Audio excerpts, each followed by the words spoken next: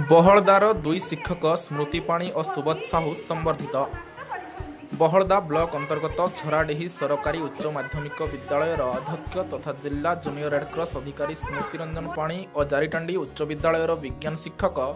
सुबोध कुमार साहू को बालेश्वर स्थित Siddhivinayak public school वार्षिक उत्सव में मंचसीन अतिथि मान द्वारा संबर्धित कर उक्त विद्यालय वार्षिक उत्सव में मुख्य अतिथि भाव भारतर आम्बासडर दीपक भरा, फकीरमोहन विश्वविद्यालय कुलपति संतोष कुमार त्रिपाठी, बालेश्वर जिला शिक्षा अधिकारी प्राची तनया गिरी,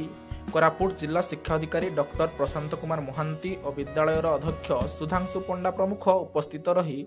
श्री पाणी और श्री साहू को उल्लेखनीय सेवा और शिक्षा पुष्पगुच्छ उत्तरीय और मानपत्र दे संबर्धित करथिले। सूचनायोग्य श्री पाणी यह पूर्व कोरोना समय जिला प्रशासन पक्षरु कोरोना योद्धा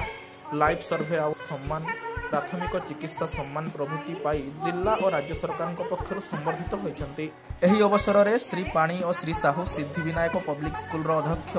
सुधांशु पंडा को कृतज्ञता ज्ञापन करछंती। एही अवसर में Bahalda block BEO Subhashree Singh, BRCC Bhutnath सीट, एबीओ देवेंद्रनाथ साहू, प्रधान शिक्षक राजकिशोर महांत, अस्ता राज्य उपसभापति ज्ञानरंजन पाणिग्राही, जिला कार्यकारी सभापति प्रकाश चंद्र नायक, प्रधान शिक्षक सतीन्द्र राज, शिक्षक अशोक कुमार बेहेरा, तपन कुमार साहू, जीआरसी काउंसिलर मनोज कुमार बेसरा, हिमांशु शेखर महंत, दत्तेश्वर दलई प्रमुख शुभेच्छा और अभिनंदन ज्ञापन करछंती।